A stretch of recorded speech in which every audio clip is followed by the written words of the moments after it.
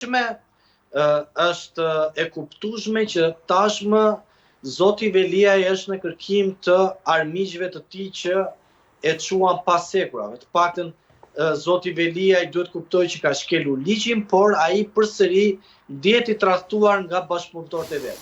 Filloi në radhë të parë Marsit të ngrinte kryet ndaj kryeministrit Rama me emërimin e të besuarës vet në kryet bashkisë dhe më pas e riktheu pas, por me ultimanin që e shikon si një peshë të vogël përpara tij, nuk kursen as kërcënimet dhe as gjuajnë e urrejtjes.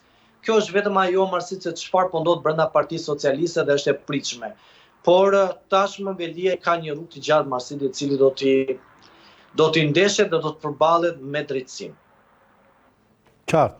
Hermal, Edi Rama, në një takim të fundit të bërë me strukturat në bisedat, po ashtu në online sy-më-sy, pa deklarat e freskët e ditës së dieshme, deklaron që arritja më e madhe e kësaj qeverie ka qenë reforma në drejtësi, e cila do vazhdojë të shtrijë efektet e saj dhe do luftohet që pushteti i drejtësisë, sistemi i drejtësisë, dhe bëhet fjalë për prokuroritë e zakonshme, për gjykatat e zakonshme, gjykatat e apelit, gjykatën e lartë, gjykatën kushtetuese, SPAK-un, GKK-on, do vazhdojnë të kenë vullnet të pavarur nga ligje dhe nga kjo forcë politike dhe sidomos nga Zoti Rama të bëjnë detyrën e vet.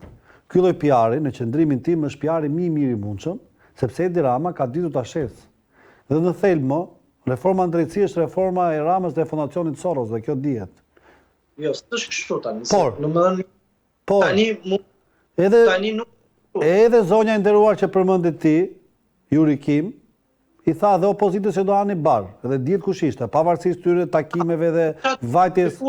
Yuri Kim, se nuk ju tha ndonjë gjë që s'po ju del Marsit. Bar po opozita, valla, se janë 12 vite pa pushtet. Çaj koncepti bari. Bari nuk kuptonte që në qoftë se opozita nuk zbatonte direktivat e saj, do ishte gjithkohë në opozitë. Kjo është bari. Po sepse ajo është një e vërtet, kur ty të thonë ke liderin politik të shpallur non grata për minim demokracie dhe ti të shkosh pas atit, atëherë i bie që ti nuk do ta shpëtosh vetveten. Dhe zonja Yuri Kim, edhe pse e foli me gjuhë të ashpër, një të vërtetë ju tha Marsit, kanë 12 vite që po han bar demokratët, se janë pa punë, kanë marrë rrugën e emigracionit, se është e lehtë shumë të bëjmë polemizma neve në ekranet televizive, po të vërtetën ju tha. Dhe e vërtetë është se të tjerët anë krudo dhe këta anë bar antarët e thjesht, apo mështetësi. Si e ditë? Hermal, mund më thuash në lidhje me PR-in që ka bërë Zoti Rama në këtë takim? Ka vite që e bën këtë PR, Marsit. Ka vite që do ta triumfoj reformën drejtësi si trofeun e vet. E dim shumë që reforma në drejtësi është e ndërkombëtarëve, Marsit. Është e SBA-s dhe partnerëve strategjik Britani-BE. Nuk është e Edi Ramës, nuk e donte Edi Rama kur të reformë. Jo vetëm Edi Rama, as Sali Berisha, as Ilir Meta. Ja u rikujtoj kur deputeti Laçit erdhi me pranga në duar për të votuar,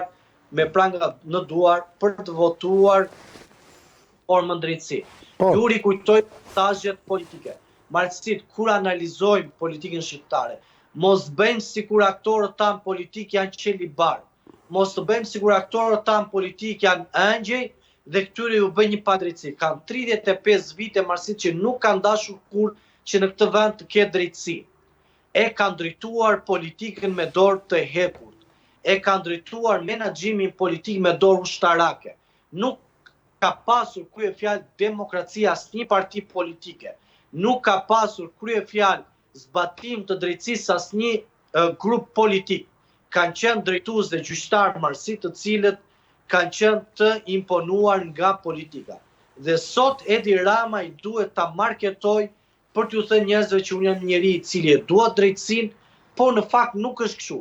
Edi Rama po ta donte institucionin e drejtësisë Marsit dhe po ta donte Shqipërinë nuk ngrinte në piedestal llumin e këtij vendi. Një gjë që unë si i ri mendoj që historia nuk do t'ja fali Edi Ramës është që aktorët me precedent penal të botës krimit, ai i mori dhe i veshi me pushtet politik. Kjo është një prej arsyeve që historia do e njoj me dam, që i mori nga rruga, i bëri kryetar bashkie, i bëri deputet, ju dha pushtet absolut, i ngriti në pjedestalin e shoqërisë dhe kjo deformoi marrësit strukturën sociale. Sepse secili prej nesh që i dinte se si këta kishin arritur deri në atë momente, ju vra shpresa. Dhe kur të vrihet shpresa, marrësit nuk e kanë thënë, nuk ka gjë më të dhimbshme se sa një njeri i ndershëm vetë kërkon një nder maskarajt. Kjo ndodhi në Shqipëri, që njerëzit e ndershëm, njerëzit që lexonin marrësit, dhe këtu të kaloj përsërit ajo teoria që më theti mua në fillim, që njerëzit e ndershëm marrësit detyroheshin trokisin në përdyert e personave të cilët kishin kryer jo vetëm krime, po ishin njerëz të njollosur në imazhin publik, pra në realitetin ku ata rinin, dhe kërkonin trokisin der për një vend pune me marrësit, sepse e gjithë struktura nuk ishte meritokraci, po varej nga këta feudal të zonave. Dhe këtë nuk ka për t'ia falur historia e Edi Ramës, marrësit. E qartë. Pyetja e fundit Ermal. Fushata ka filluar.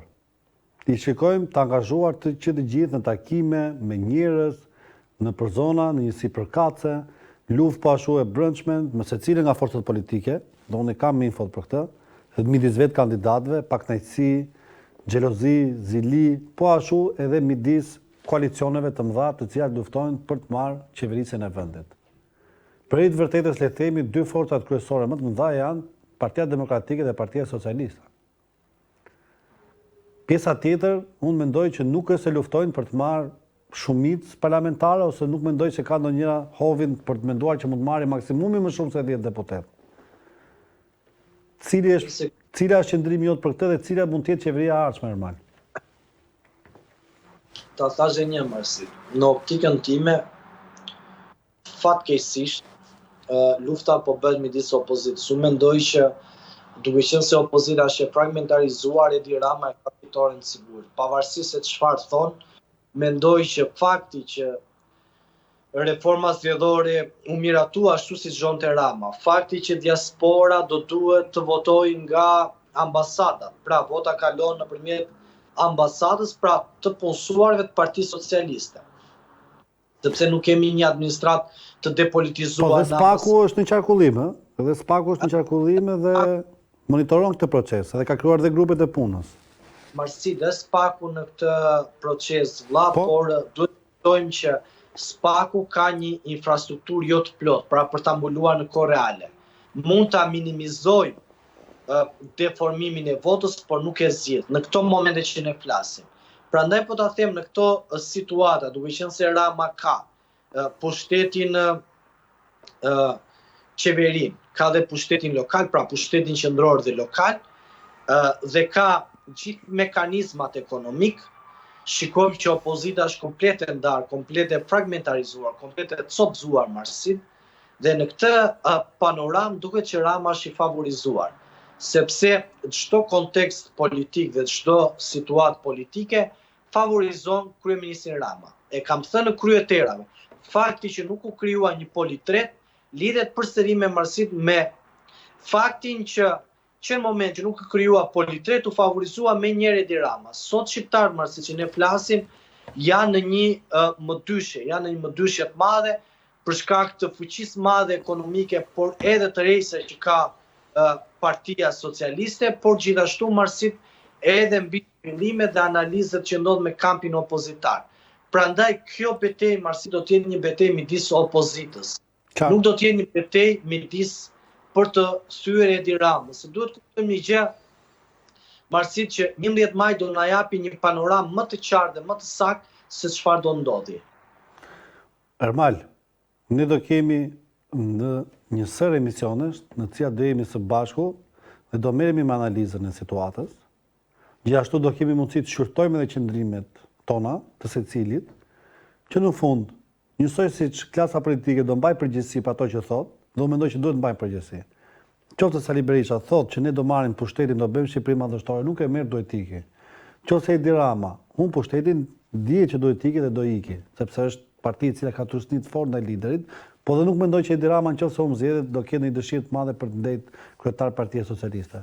Nëse Lulzim Basha nuk arrin të marrë fitoren siç ja premton, votuesët e tij dhe thotë që koalicioni Euro-Atlantik do jetë premtuar fitoren zoti Basha. Parti duhet dhe ai të japi dorëheqje nga klasa politike dhe unë mendoj që nuk ka pse 30 deputet. Nëse këto partitë e vogla, të cilat premtojnë luftë për parim, mendoj që edhe ato duhet mbajnë përgjegjësi dhe duhet ketë, unë mendoj që duhet të futet një herë mirë parimi i qarkullimit të elitës politike dhe parimi i meritokracisë dhe mbajtjes përgjegjësisë.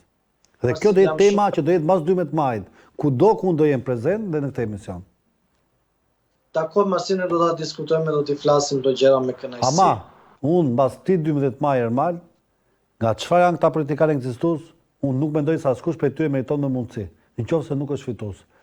A zoti Berisha, a zoti Basha, i cili ka herën e 4 që ose humb ose bën fitore humbjen e 4, ose Rama i cili ose merr mandat 4, ose më në fund merr humbjen e parë, ose zoti Berisha i cili realisht sa herë vjen për mandat 4. Politika qëndrimi ke mërsi. Urdhë? Dhe aktorët e rinj politik kanë thënë do të marrim rezultat Breslanës. Jo, unë flas për zotin Qori dhe zotin Sheja nuk kanë thënë që do marrim as shumica as rezultat në Breslanës. Lapaj po, dhe duhet mbaj përgjegjësi. Po as zoti Basha s'ka thënë do marr rezultat në Breslanës. Kënë deklarimet që ka bërë publike, më thotë një demi forca qeverisë e vendit. Ne do të jemi një forcë, ka thënë që do të tregojmë, ka thënë që do të sjellim ndryshimin. Po